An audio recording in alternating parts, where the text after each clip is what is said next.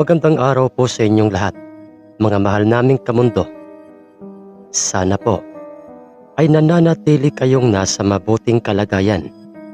Mga mahal naming kamundo, narito na po ang pagpapatuloy ng ating kwentong si Malaginto. Parahang magkasabay na ibinaba ni Laytay Kano at Manoy Igme ang kanilang mga panabong at magkasabay nila itong binitawan sa lupang sahig ng sabungan. Hindi gumagalaw o nananatiling makikitang nakatayo lang ang nasabing bangkas. Ang nasabing bangkas na panabong, ngunit katulad niya kanoon rin kong titingnan ang aming Malagintong panabong. Tingnan mo ang dalawang mga panabong Buknoy. Pareho nilang pinakikiramdaman ang bawat isa. Ang tanong ni Mang Eloy sa kanyang kasamang hepeng nagngangalang si Buknoy, kung saan ay makikitang buong ingat na hawak ni Mang Eloy sa kanyang dalawang kamay ang kanyang nakamamanghang hiraw na panabong.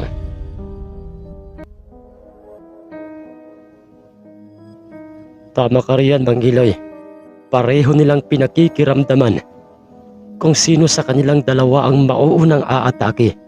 Ang sagot ni Buknoy, ilang sandali pa'y nasaksihan ng lahat sa kung papaanong marahang inihahakbang ng aming Malagintong panabong ang kanyang mga paa paikot sa kanyang katunggaling bangkas na panabong.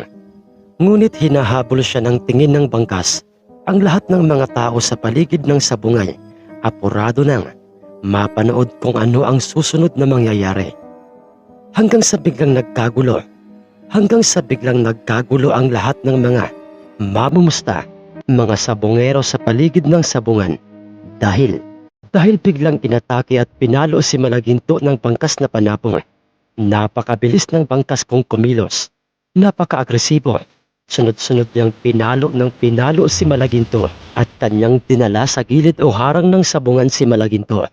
At hindi magawa-gawang kumanti ng mga pagpalo ng aming alagang si Malaginto.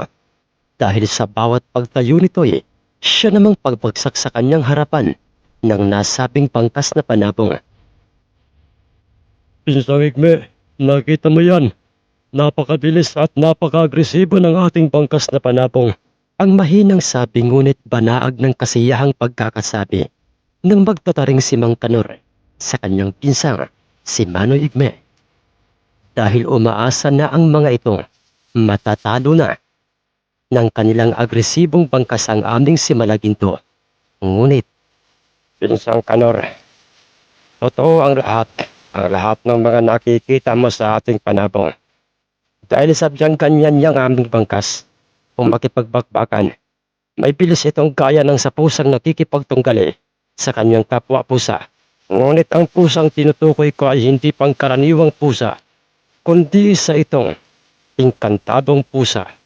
At hindi ito basta-basta napapagod hanggat nananatili ang bisa ng mutyang ikinarga natin kanina sa kanya.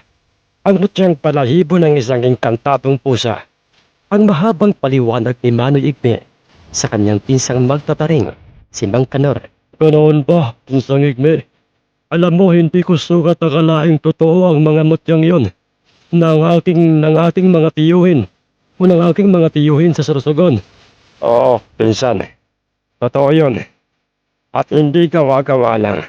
At habang sila'y nag-uusap, ay nakamasid ang kanilang mga paningin sa dalawang mga panabong kung saan ay makikita ng hindi pa rin binibitawan ng mga pag-atake at pagpalo ng kanilang bangkas na panabong si Malaginto. Nako po, ito na yata ang katapusan ng Malagintong panabong na aking pinagkatiwalaang palagi ng aking mga perang pusta. Ang kinakabahang sabi ng isang mamumustang.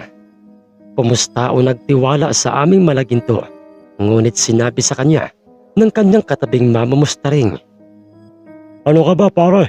Hindi mo ba napapansin niyang si Malaginto sa bawat laban niya sa una pa lang ay palagi itong nagpapabaya, ngunit sa parting hulihan o maging sa gitnang bahagi ng kanilang bakbakay, nagpapamalas na ito ng mga hindi kapani-paniwalang mga pag-atake.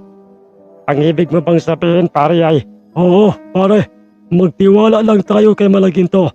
at hindi masasayang ang ating mga perang ipinusta sa kanya.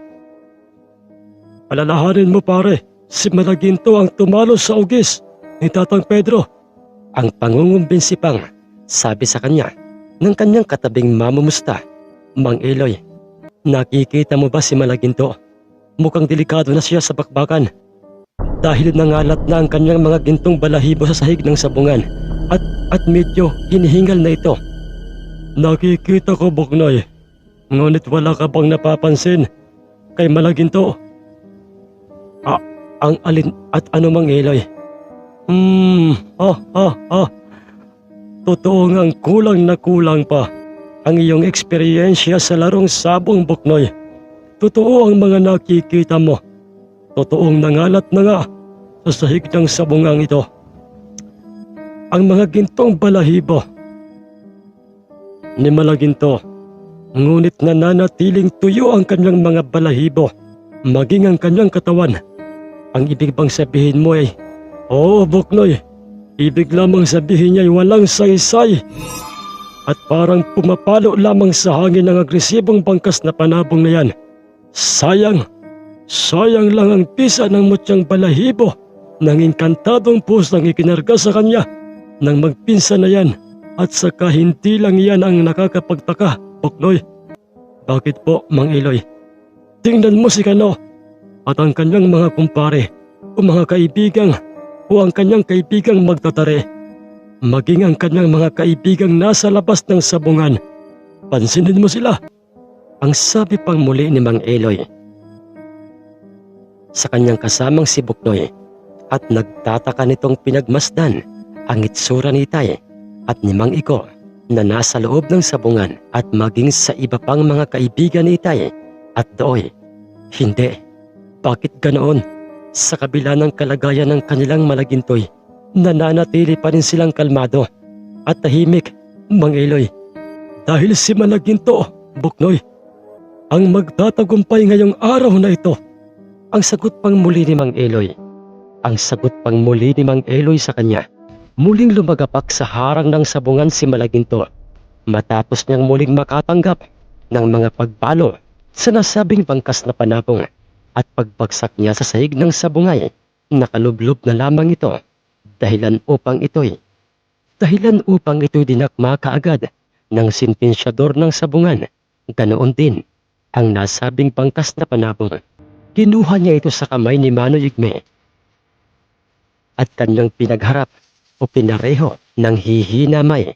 Nagawa pa rin gumanti ng pagtuka sa ulo ng agresibong bangkas si Malaginto. Ngunit bago bitawan ng sentensyador ang dalawang mga panabong, ay sinuri niya muna, ay kanya munang sinuri o ng sentensyador ng sabungan ang kabuuan ng katawan ng aming Malaginto. At to'y, katulad ng mga nakaraang laban nitong si Malaginto, ay wala pa rin akong makitang ni isang tusok o tama ng tari sa kanyang katawan sa kabila ng mga ginagawang pagpalo sa kanya kanina ng pangkas. Oh, tunay ngang napakahiwaga ng panabong na ito. Nooy nagtatakang sabi ng sentensyador sa kanyang sarili. At pagkatapos nooy, magkasabay na nga niyang marahang ibinabat, binitawan ang mga ito sa sahig ng sabungan. Tumalon ng napakataas ng bangkas at sinundan kaagad ito ng tingin ng aming Malaginto. Walang ginawang anumang hakbang si Malaginto. Inantay niyang bumulusok pa ibaba, palapit sa kanya ang bangkas. At nang may ilang agwat na lamang ito sa kanya'y, doon pa lamang ibinuka ni Malaginto ang kanyang malalapad na mga pakpak. Pumuwelo ito at ito'y pumusturang parang papasagot sa naturang bangkas na panabong na nooy papalapit na sa kanya. Umangat sa lupang sahig ng sabungan ang dalawang mga paa ng aming Malaginto at pinunteriya kaagad ng kanyang kargadang tari ang katawan ng bangkas. Nagpalitan sila ng mga pagpalo sa ere at nang silang dalaway bumagsak sa sahig ng sabungan ay malakas ang pinakakawalang mga pagpalo ni Malaginto sa naturang bangkas. Ngunit ayaw patalo sa kanya ng bangkas na kahit pa ilang beses itong pinatatalsik ni Malaginto papalayo sa kanya ay pilit pa rin itong bumabangon upang gumanti at harapin si Malagintong Noe. Nakatayong brusko at nakatuon ang kanyang paningin sa bangkas nila Manoy Igme. Hinihingal na at nanghihina na ang bangkas. Lagas na ang kanyang mga balahibo. Higit sa lahat ay basang-basa na ng dugo ang kanyang mga balahibo.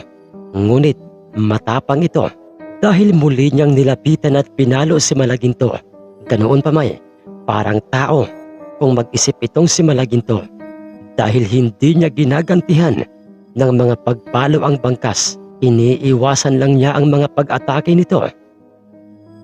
Ang kanyang mga pag-ataking wala na sa direksyon at wala nang makitang pag-aasang magtatagumpay pa ba ito sa bakbakan. Hanggang sa naghiyawa na ang mga mamamustang nasa paligid ng sabungan. Nang masaksihan nilang lahat, nang bigla na lamang bumagsak sa sahig ang kaawa-awang bangkas na panabong nila Manoy Igme. Hirap na ito at maya't maya na ang pagbukas-sara ng kanyang dugoang tuka. Tad-tad ito ng mga tusok ng taring galing kay Malaginto sa iba't ibang parte ng kanyang katawan nang ito'y sinuri ng sentensyador ng sabungan. Kung kaya't idiniklara kaagad ng sentensyador ng sabungang panalong muli ang aming Malagintong panabong. Buhay pa naman ang bangkas, subalit ayaw na nitong gumanti ng pagtuka sa aming Malaginto. Natalo kami. Kaibigang, pasensya na, masyado kaming nagtiwala sa aming ikinargang sapin sa kanya. Ang mahinang sabi ni Manoy Igme kay Tay Kano at kay Mang Iko nang sila ay nasa labas na ng sabungan at kasama ang kanyang iba pang mga kaibigan. Nakipagkamay naman sa kanila si Itay at pagkatapos ay, natalo man kayo o ang inyong panabong mga kaibigan, pero para sa amin, hindi lang kami ang panalo kundi tayong lahat dahil nakilala namin kayo at naging mga kaibigan. Ang sabi ni Itay, masasayang ngumiti at sumang-ayon naman ang lahat ng mga kaibigan ni Itay dahil sa kanyang mga sinabing yon kila Manoy Igme at ganoon din sila Manoy Igme. Masaya ang mga ito ng mga sandaling yon. Paano mga kaibigan kung mapagbibigyan nyo sana kami ay nais sana naming isama kayo sa aming tahanan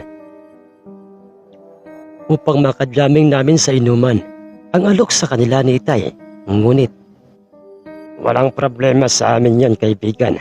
At teka lang. Ito pala ang aming natalong panabong na isang bangkas. Iniabot ng marahan ni Manoy Igme ang nooy nang hihinang natalong bangkas. Ngunit buhay pa yan kaibigang Igme. At sa tingin ko'y maaari pang mabuhay, di ba paring Tonyo? Ang sabi ni Itay. Sumagot naman itong si Mang Tonyo kay Itay at sinabi nitong, Oo paring Kano. Tamang-tama, meron akong dalang kalahating boteng alak rito. Palagi ko itong dala para sa anumang trahedya. Hindi lamang para sa aming Malaginto kundi maging sa sinumang mga taong mangangailangan ng tulong ko. Nagtakat na hiwagaan itong sila Manoy Igme sa mga sinabing yon ni Mang Tonyo. Subalit ipinaliwanag yon ni Itay sa kanila o ang ibig sabihin ni Mang Tonyo. Nga pala mga kaibigan, si paring Tonyo ay merong nalalaman sa paraan ng panggagamot. Mapa sa mga hayop man o may mapa sa mga hayop man na mayroong mga sugat o maging sa tao.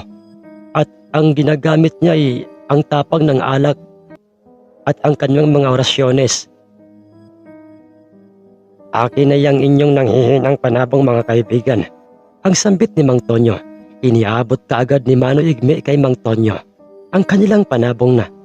Ang kanilang panabong, lumagok si Mang Tonyo ng alak na nasa bote at inipon sa loob ng kanyang bunganga. Umikit at umusal ng mga kakaibang orasyon sa kanyang isip at pagdilat nito ibinugan niya sa mga sugat ng kanilang panabong ang alak na nasa kanyang bunganga. Kumulapag naman ang nasabing bangkas, naglilikot na ito sa kanyang kamay.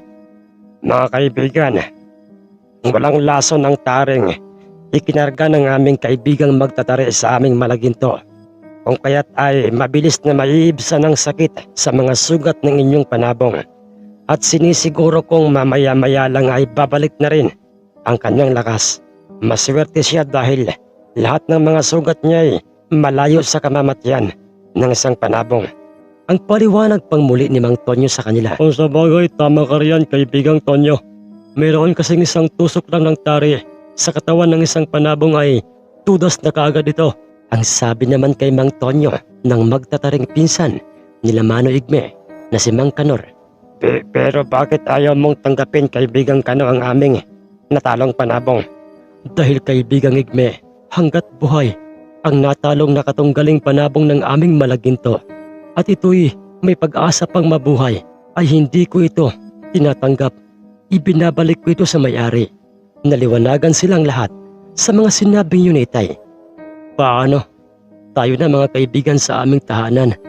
Sige paring Kano. Tayo na mga Otol at Pinsang Kanor. Tatalikod na sana sila sa aming mismong sabungan nang biglang merong nagsalitang, "Sandali lang. Huwag muna kayong umalis." Napalingon silang lahat sa pinanggagalingan ng may-ari ng boses na yon at to'y meron silang nakitang matandang lalaking halos kaidaran lang ni Lolo Pedro at may hawak itong isang mataas na uring panabong, isang panabong na kung tawagin ay sinibalang o kalimitang tinatawag ng mga sabongerong panuksukan. Ang panuksukang panabong o sinibalang ay mayroong pinaghalong mga balahibong kulay puti at kulay itim. Pantal-pantal ang kanyang kulay itim sa kanyang mga balahibo. Tinawag itong panuksukan dahil sa kanyang puting mga balahibo ay mayroong mga iilang itim na mga balahibong parang isiniksik lang o parang isnuksok lang sa kanya. At sa likuran ng matandang lalaking yon ay mayroon silang nakitang dalawang mga mama. At parang kung titingnay, ang matandang lalaking yon na may hawak na panuksukang panabong o isang sinibalang ay ang ama ng dalawang mga mamang nasa kanyang likuran. Halos lahat sila, Itay, kasama sila Mano Igme, ay banaag na ng mga katanungan kung sino ang taong yun. Kung kaya't, mawalang galang na po, Ginoo. At sa inyo, Tatang. Pero sino kayo at ano pong importanteng sasabihin niyo sa amin? Ang nooy seryosong pagkakatanong ni Mang Gaston sa kanilang tatlo. Marahang naglakad ang mga ito. Papalapit kina Itay at doy. Ako si Piting. Piting, kung tawagin sa aming bayan. At kaya kami naparito upang subukan kung hanggang saan nga ba ang angking tapang ng inyong malagintong panabong na yan. Ang sabi ng matandang lalaking may hawak na panabong. Ganoon po ba, Tatang? At yan po bang mga lalaking nasa likuran mo yung mga anak niyo po? Hindi po ba? Ang nooy tanong pang muli ni Mang Gaston. Oo, mga anak ko sila. At ikaw, Teresa de la Riballas, Kano. Masyado nang nakakarindi sa aking pandinig yang pangalan mo at yang malagintong panabong mo. Nakakaumay na. Nakakaumay na kung pakinggan. Ang sabi ng matanda, lalo na nga sa kanyang kaharap na si Itay Kano. Kung kaya't, paring Kano, mag-iingat ka sa matandang yan dahil mukhang bastos siyang sabongerong yan. Pasensya na, paring Kano. Ayos lang yun, paring Omar. Dahil parang tama ka sa mga sinasabi mo. Dahil sa punto ng kanyang pananalita. Kuwan, Tatang Piting, ano po bang gusto niyong mangyari? Gusto kong ibangga sa inyong malagintong panabong itong aking panuksukan o sinibalang. Ngayong mismong araw na ito at bilang paggalang sa isang matandang sabongirong tulad ko'y, wag na wag mo sana akong hihindian, Kano? Masyadong nagulat silang lahat nang marinig nila ang mga sinabing yon ng matanda kay Itay. Mawalang galang na po, Tatang. Pero katatapos lang po makipagbakbakan ng aming malaginto. Kung okay lang po sa inyo at kayo po'y makakapaghintay, ay sa susunod pong linggo pagharapin po natin ang ating mga panabong. Wag na wag mo akong ipapahiya, Kano, iho. Dahil sa yan ang pinakang ayaw ko sa lahat. Kaya't sige na, ibangga mo na sa aking panuksukan yan si Malagintonyo. Dahil kung hindi, Isa lang ang ibig sabihin yan. Hindi yan totoong hari ng sabungan, hindi ba? Pero, Tatang, huwag mong pipilitin ang taong respetadong sabongero at tanyag sa bagay na ayaw niya. Matuto kang ilugar ang pagiging matanda mo. Irespeto mo sila para irespeto ka rin ng iyong kapwa. Huwag mong sabihing mali ako. Bakit hindi ang panabong ko at yang panabong mo ang ating pagbanggain ngayon sa gitnang bahagi ng sabungan? Ang boses ng isang mama o ng isang matandang bigla na lamang sumingit sa eksena at meron ding hawak na isang nakamamanghang hiraw na panabong. Teka lamang ikaw, Eloy. Ang gulat na pagkakasambit ng matandang sabongerong si Tatang Piting sa sabongerong si Mang Eloy. Ano, Tandang Piting? Sa ngayon ka ba na itong aking hiraw na hawak ko at ang iyong panuksokang panabong ang ating paghaharapin ngayon? Ang mapanghamong sabi ni Tatang Eloy kay Tatang Piting. Kung kaya't dahil doy, wala na nang nagawa pa itong si Tatang Piting kundi sapilitan niyang tinanggap ang hamon na yon sa kanya ni Tatang Eloy. Kung kaya't, Sige, Eloy. Kung yan talaga ang gusto mong mangyari ay parang nagmamadali ka ng matudas. Yang iyong ipinagmamalaking maalamat na hiraw ay pagbibigyan kita. At kayong lahat, lalong-lalo ka na kanaw. Huwag ka munang umuwi. Huwag muna kayong umuwi. At panoorin niyo kung papaanong katayin at ikalat ang mga bituka ng hiraw na yan nitong aking panuksukan. At sa kung papaanong mapapahiya dito mismo sa inyong sabungan itong hambog na sabungerong ito na si Eloy. Ha? ang may pagkamahambog at may paniniguradong sambit ng matandang si Tatang Piting. Subalit, totoo nga ang isang latay kapag ka ito ay walang laman sa oras na ito ihagis, ay naglilikha ito ng ingay. At katulad mo rin, Piting, ang isang asong duwag, puro lang kahol, ayaw namang sumakmal. Bakit hindi pa tayo pumasok sa loob ng sabungan at kargahan agad ng tari at pagharapin ang ating mga panabong? Nang sa ganoon ay magkaalaman na kung kaninong panabong ba ang mamamatay at kung sino sa ating dalawa ang totoong mapapahiya. Masyado kang hambog kong magsalita, Eloy. Puro ka salita. Wala ka naman sa gawa. Sige na. Tayo na, anak. Pipito. Ang naiinis na sagot ni Tatang Piting at tawag niya sa kanyang isang anak na kanyang kinikilalang mahusay na magtatari. At kasunod noy, magkakasama na nga silang pumasok sa loob ng sabungan. Si Tatang Eloy kasama ang hepe ng mga tanod at nagngangalang si Mang Buknoy at si Tatang Piting at ang kanyang anak na si Pipito. At ang mga pangyayaring yon ang siyang naging dahilan upang ikinansila ng sentensyador ang dapat na sana'y susunod na salpukan dahil sa ang panabong nila Tatang Eloy at Tatang Piting ang binigyang prioridad ng Kristo at ng iba pang namamahala ng sabungan. Si Eloy, ang sabungerong may alagang isang maalamat na hiraw. Hindi ko inaasahang maging siyamay. Darating din sa sabungang ito upang makita ang laban ng ating malaginto. Ang dinig nila Itay at ng kanyang mga kaibigang sabi ni Lolo Pedro, dahilan upang, kilala ko po siya, Tatang. Si Tatang Eloy ay ang sabongerong hindi naman talaga mahilig dumayo ng sabong. At iisang panabong lang ang kanyang alaga at yan ay ang kanyang nakamamanghang hiraw. At ayon pa sa mga dinig kong mga usap-usapan, ang mga sabongerong katulad ni Tatang Piting ay ang gustong-gusto niyang makaharap o makabangga ng kanyang hiraw na panabong. O makabangga ng kanyang hiraw ang panabong nito. Ang mahinang sabi ni Manoy Igme. Ang ibig bang sabihin nito, kaibigang Igme, ay wala siyang balak na ibangga sa ating malaginto ang kanyang dalang hiraw na yan? Ang tanong ni Mang Clarito kay Manoy Igme. Oo, kaibigan. Dahil ang mga sabongerong mga hampog lang at ang kanilang panabong ang gustong makabangga ng panabong na hiraw ni Tatang Eloy na kagaya ng ating nakikita sa ngayon. Dagdag pang sabi ni Manoy Igme sa kanya. Kaya't maswerte tayo dahil narito sina Tatang Eloy. Nakalibre ang ating malaginto sa pangungulit na ibangga ito sa kanyang panugsukan. Ang bugsong kagad na sabi ni Mang Alfredo, ilang sandali pa eh. Wala nang pag-asa pa na manalo ang panuksukang yan na pag-aari nila Piting sa hiraw na Iloy. Ang sabi ni Lolo Pedro. Sa tingin ko'y tama ka riyan, Tatang Pedro. Dahil bihira o masasabing wala pang nakakatalo sa hiraw na yan ni Tatang Eloy. Pagkatapos na sabihin yon ni Mang Eliasar, ay nakita na nga nilang lahat.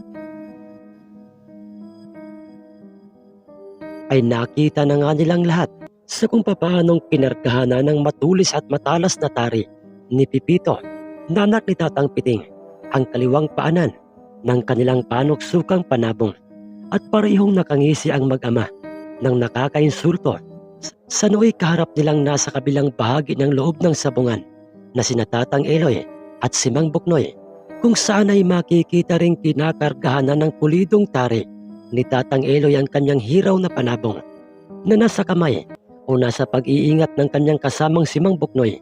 At pagkatapos nilang maisakato parang lagyan ng mga tari ang dalawang mga panabong, ay pinagharap na nga sa gitnang bahagi ng sabungan ng sentensyador ang dalawang sina Tatang Piting at si Tatang Eloy. Dala ang kani-kanilang mga hawak na panabong. Eloy, tingnan natin ngayon kung sino o alin sa ating mga lagang mga panabong ang totoo at tunay na hari ng sabungan. Ito bang aking panuksukan o yung isang pipitsugin at lalamya-lamyang hiraw, ha? Ang nakakalokong sabi ng matandang si Tatang Piting kay Mang Eloy o kay Tatang Eloy. Itay, hindi mo na kailangan pang sabihin yan sa kanilang dalawa. Tingnan mo naman yung kanilang hiraw. Parang hindi yata yan pinapakain ng maayos ng kanyang among si Eloy, ha? Ang may angas ring sambit ng nakangising parang asong anak na magtatari ni Tatang Piting na si Pipito. Dahil doon, Tatang Piting, sa inyo pong dalawang mag-ama, mawalang galang na po. Iisa lang po ang tunay at totoong hari ng sabungan sa ating panahon, at yun ay walang iba kundi ang malaging kong panabong nila Mang Kano. At ikaw naman, Pipito, huwag kang magsalita na parang natitiyak mo na ang inyong panalo. Hindi pa nag-uumpisa at nagtatapos ang bakbakan. Ang inis na pagkakasabi ni Mang Buknoy. Hayaan mo na sila, Buknoy, dahil kalayaan nila at karapatan ng magyabang. Piting, ano pa ang ating hinihintay? Pinalis ko na ang kaluban ng tari nitong aking hawak na hiraw upang makita at masaksihan na ng lahat ang susunod na mangyayari. Ang sinabing yun ni Tatang Eloy ay siya namang inis na sinunod nitong napipikong si Tatang Piting. Minadali niyang inalis ang tali ng kaluban sa paanan ng kanyang panuksukan. At doon nagsigawan ang lahat ng mga mamumustad, mga sabongero sa paligid ng sabungan, at nang pareho nangang naalisan o natanggalan ng mga kaluban ng mga tari, ng dalawang mga panabong, ay inumpisahan na nga nila itong karayuin. Parehong walang mababanaag na tensyon o takot sa hitsura ng dalawang mga sabongerong magkaharap na sina Tatang Piting at si Tatang Eloy.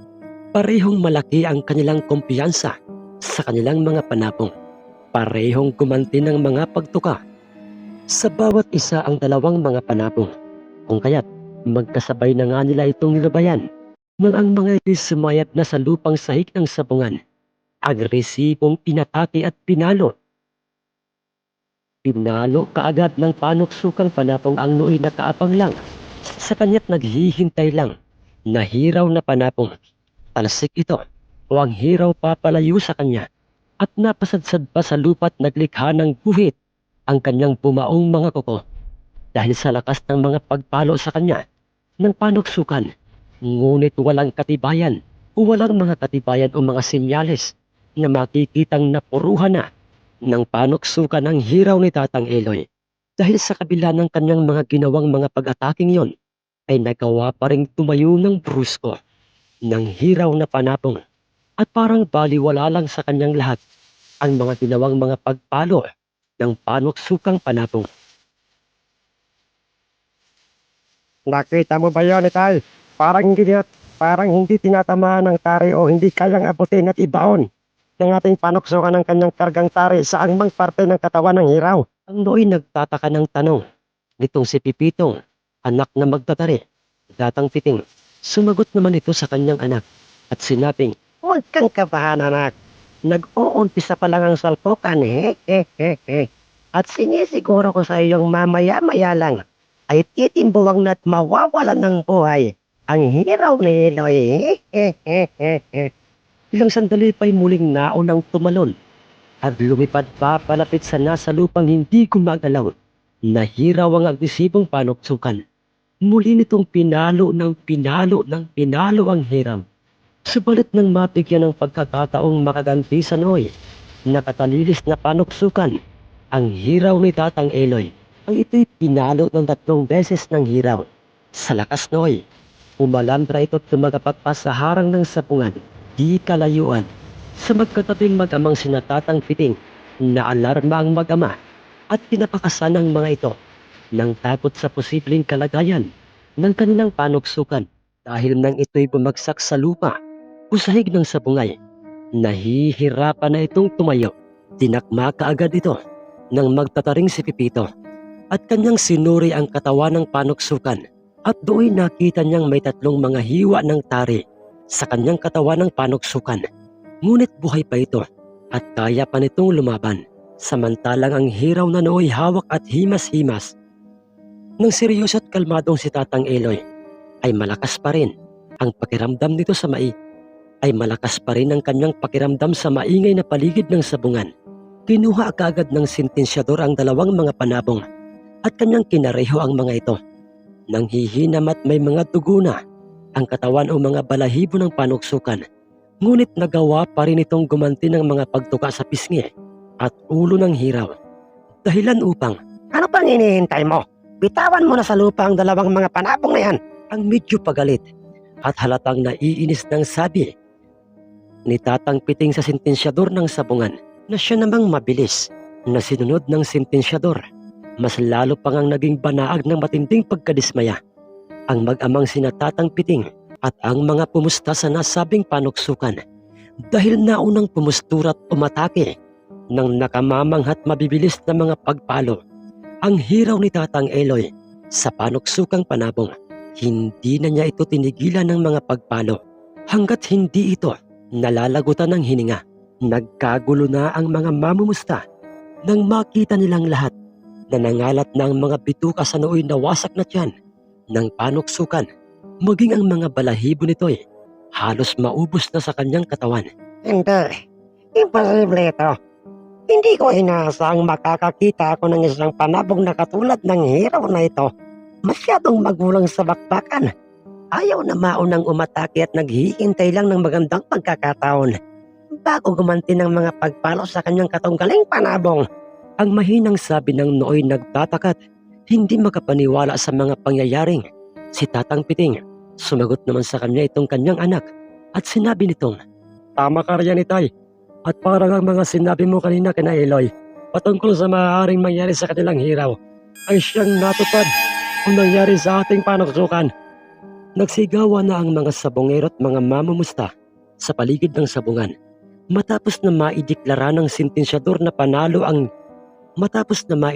ng sentensyador na panalo ang ni hindi man lang hinihingal at walang tinamong ni isang tusok ng tari sa kanyang katawang nakamamanghang hiraw na panabong na pag-aari ni Tatang Eloy. Ilang sandali pa'y nakita ng mag-amang naglalakad na papalapit sa kanila nang marahan si Mang Buknoy at si Tatang Eloy at maingat na hawak ni Tatang Eloy sa kanyang mga kamay ang kanyang hiraw na panabong.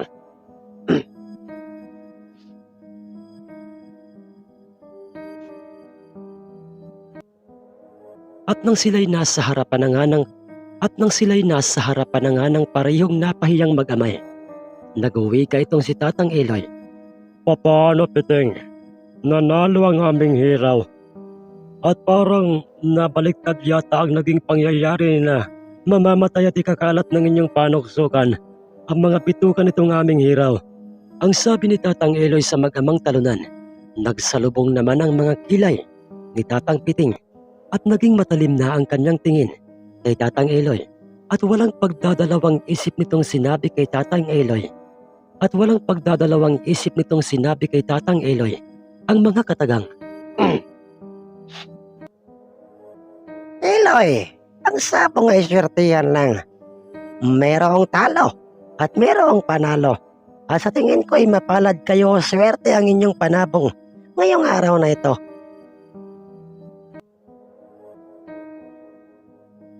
Ah, ha, ha, ha, ha. Ganoon ba, Piting? Bakit ngayon mo lang sinabi yan? Dapat sanay kanina bago pa man nagsimula ang bakbakan ng ating mga panabong. Ay sinabi mo na yan nang mas maaga. At teka lamang, bakit parang hindi kayo makatingin ng diretso sa aming mga mata? May problema ba, Piting? Ang makahulugang tanong ni Tatang Eloy sa mag-ama. Tandaan mo ito, Eloy. Marami pang mga pagkakataon na makikita kita saan mang sabungan at patutumbahin ng aking mga panabong yang hiraw mo. Oh, talaga ba, Piting? Akala ko ba yung malagintong panabong nila kano? Ang sadya mo rito. Ba't parang sa aking hiraw ka na nagngingit-ngit sa galit? Sige, Piting. Pagbibigyan kita. Anumang araw ay ihaharap ko sa iyo o sa iyong mga panabong itong aking hiraw dahil lang totoo ang mga panabong ng isang sabongerong katulad mo. Ang gustong-gusto kong makabangga o nitong aking hiraw. Piting, huwag ka nang mangahas na ibangga pa alinman sa iyong mga panabong sa malagintong panabong nila kano. Dahil kung ang iyong inaasahang panuksukay hindi na umubra sa aking hiraw, mas lalo pa kaya sa malagintong panabong nila kano. Ha ha ha ha. Bastos ka, Eloy. At masyadong mabantot ang mga salitang inilalabas ng iyong malasagmabang bunganga. Tayo na, anak. Iiwan na natin ang walang kwentang sabungang ito. Tatalikod na sana ang mag-ama, kinatatang Eloy, upang lumabas na ng sabungan. Ngunit pinahabulan pa sila ng mga salita itong kasama ni Tatang Eloy na hepe ng mga tanod at nagngangalang si Mang Buknoy ng mga katagang. Ano man ang aming sabihin sa inyo, Tatang Piting, ayun ay aming karapatan. Magyabang man kami sa inyo at least kahit papaano'y nangyayari at totoong lahat ng yon. Pero kayo, mas nauuna ang yabang nyo sa inyong katawan at inggit sa inyong kapwa. Tama na yan, Buknoy. Hayaan mo na sila. Tayo nang lumabas ng sabungang ito. Ang sabit saway ni Tatang Eloy sa kanya. Pasensya na po, Mang Eloy. Saan ho ba tayo pupunta ngayon? Lalabas tayo ng sabungan. At pupunta tayo sa kinaroroonan ng mga mabubuting mga sabongero. Kay Kano at sa kanyang mga kaibigang nasa silong ng malaking punong nasa labas ng sabungan. Dahil meron akong importanteng sasabihin at dapat na malaman ni Kano at ng kanyang mga kaibigan. Ang sabi ni Tatang Eloy habang seryosong nakatingin ang kanyang mga mata sa kinaroroonan ni Laytay Kano. Marahang lumabas ng sabungan ang dalawang sina Tatang Eloy at si Mang Buknoy at inilandas ng kanilang mga paa ang daan papalapit sa grupo ni Laytay at Toy. Pasensya na kayo mga kaibigan kung nakisawsaw kami sa inyo kanina, lalo na sa mag-amang sinapiting. Ang pambungad na pagkakasabi ni Tatang Eloy, kinaytay Kano. Wala pong problema doon, Tatang Eloy. Ang totoo po nagpapasalamat po kami sa inyong dalawa. Dahil kung hindi po kayo dumating kaninay, maaari pong mapilitan po akong ibangga sa kanilang panuksukan. Ito pong hawak kong alagang si Malaginto. Ang magalang na sagot ni Itay, kina Mang Eloy. At yun ang hinding-hindi ko papayagang mangyari, iho. Masyado naman siyang bastos at walang respetong matanda. Kung hindi siya marunong umintindi ng kanyang kapwa, hindi niya dapat pinipilit ang tao o isang sabongerong tulad mo kung ayaw mo sa gusto niyang mangyari. At hindi naman siguro siya bulag. Alam niya't nakita niyang katatapos lang makipagbakbakan ng si Malaginto sa panabong na bangkas nila Igme. Ang sinabing yun ni Tatang Eloy kay Tay Kano ay labis na ipinagtaka nitong Bicolanong si Manoy Igme kung kaya't Teka lamang po, Tatang Eloy. Papaano pong alam niyo ang aking pangalan? Na parang kilala niyo po ako. Ang tanong kay Tatang Eloy ni Manoy Igme, hindi naman siya ipinahiya ni Tatang Eloy dahil Igme, katulad ni Kano o ng kanyang mga kaibigan, ay alam ko't nasisiguro ko sa aking sariling isa ka ring tunay at mabuting sabongero. At saka minsan na akong napapasyal sa inyong bayan, sa Sorsogon, at nasaksihan ko rin sa loob ng sabungan ang husay ng inyong bangkas, ng bangkas na panabong na yan, sa larangan ng salpukan. ganoon po ba, Tatang Eloy? Oo, iho. Ganoon na nga. Juan, iho, Kano. Kaya kami ng aking kasamang si Buknoy ay nagpasyang pumarito sa inyong baryo. Dahil nabalitaan naming paparito si Napiting. Ang ibig po bang sabihin, Tatang Eloy, ay oo, iho, Kano. Talagang inaasahan na namin ang katulad ng nangyari kanina. Kilala ko si Piting. Isa siyang bastos na sabongero at inggitero. Nagngingit-ngit ito sa galit at inggit. Sa tuwing meron siyang mabalitaang isang tanyag na sabongerong katulad mo, Kano. Ang paliwanag pa ni Tatang Eloy kay Itay, tahimik lamang noon na nakikinig sa kanilang pag-uusap. Ang ibang mga kaibigan ni Itay dahil sa ayaw nilang makisali sa kanilang pag-uusap bilang pagrespeto sa isang respetado at mabuting sabongerong si Tatang Eloy. Ang totoo po niyan, Tatang Eloy, sa kilos, hitsura at pananalita nila Tatang Piting ay nahalata ko nang hindi sila mabuting mga sabongero. Sagot naman sa kanya ni Itay, kasunod Noy.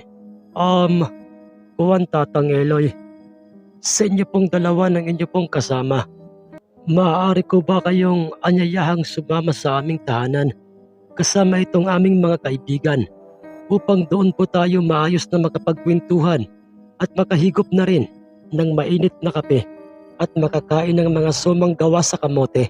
Tinanggihan nila Tatang Eloy ang anyayang yon ni Itay sa kanilang dalawa.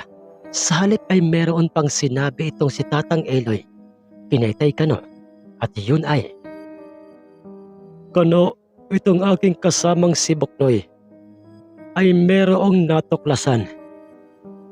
naging panaag ng mga pagtataka at mga katanungan ang itsura nila Itay sa kung ano ang natuklasan nitong si Mang Buknoy.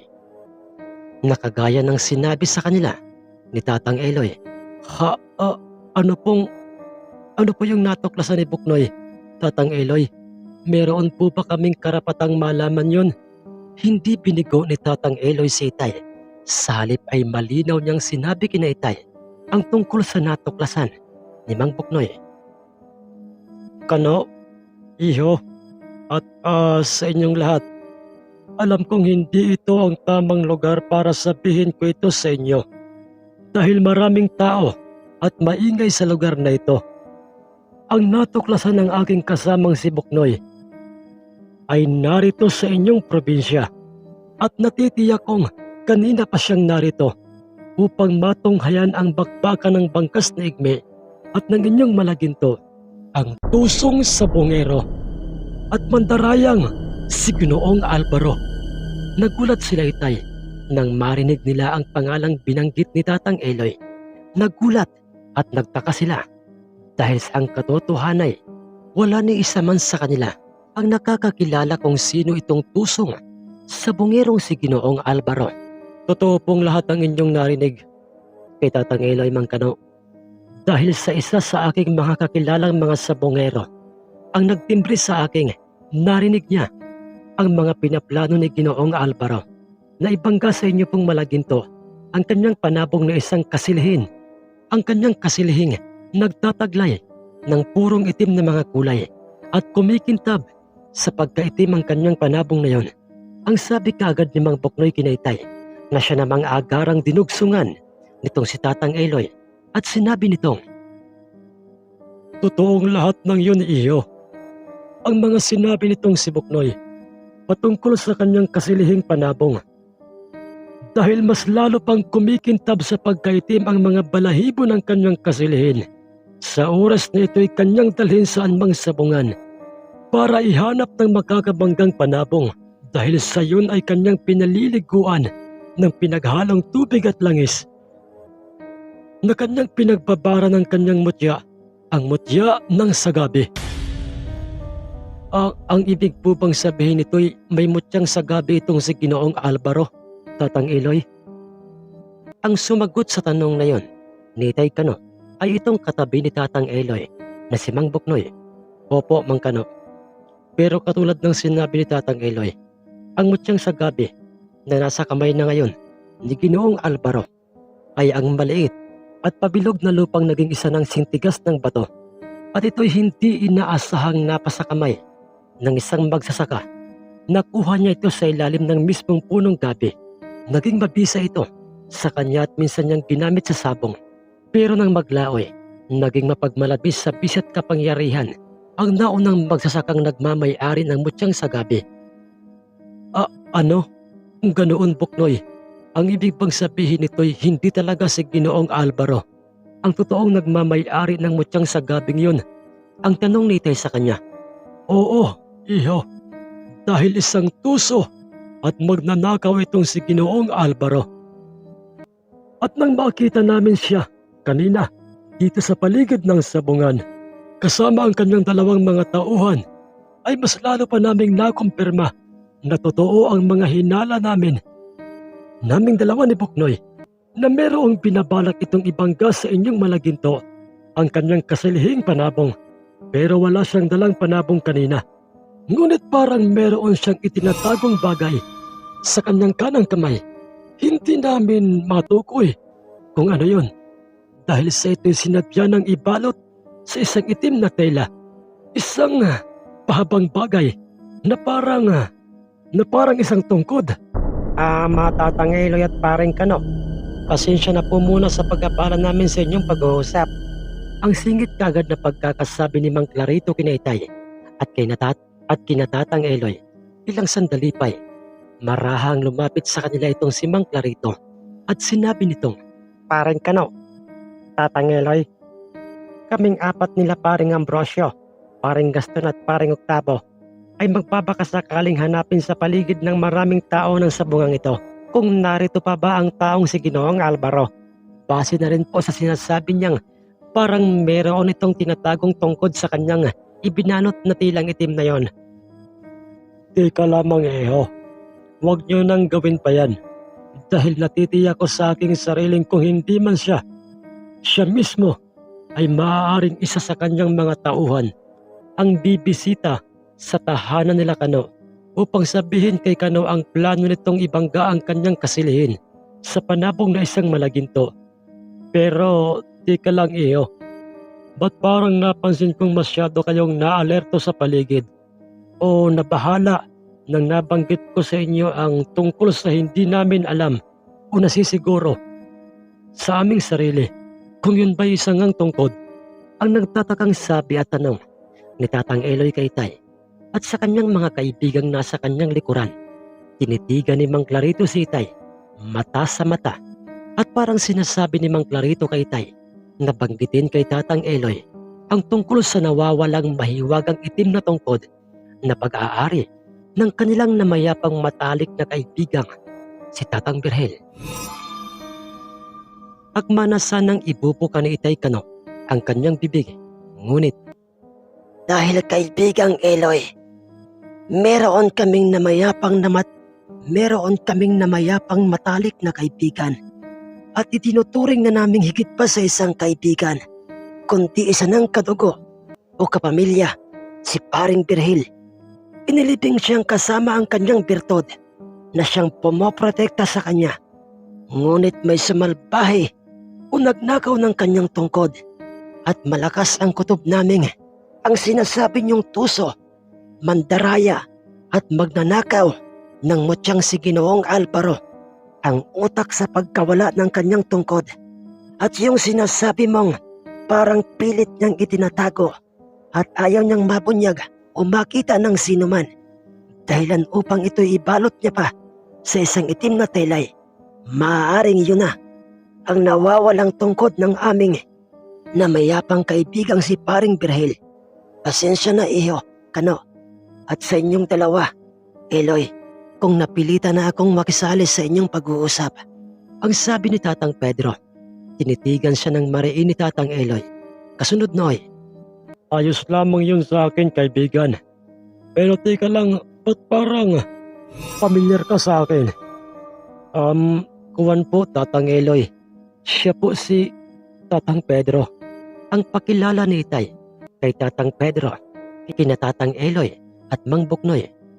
Tama, ikaw nga si Pedro. Ang may natatanging panabong na isang ugis. Ako nga, kaibigan. At matagal na akong miyembro ng grupo na pinangunguluhan nitong mabuting sabongerong si Kano. Paring Clarito, paring Octavo, umpisahan nyo nang magbakasakaling makita sa paligid ng ating sabungan at sa mga nagsisiksikang mga tao, sina Ginoong Alvaro, unti-unti nang nagiging malinaw sa akin ang lahat at pusang lumalabas ng katotohanan kung sino ang may pakana sa pagkawala ng tungkod ni Tatang Birhil at ang ginawang pagsalbahe sa kanyang libingan, at ang lahat ng iyon ay dahil po sa inyong dalawa, Tatang Eloy.